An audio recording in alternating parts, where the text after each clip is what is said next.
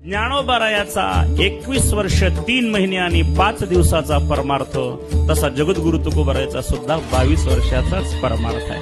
म्हणून एकानं पाया नावाचा गुणधर्म अंगीकारला, एकाने कलश नावाचा गुणधर्म करला. दोघांनी समान तोलीचा, समान योग्यतेचा परमार्थ केला. म्हणून एक पाया झाले आणि एक कळस.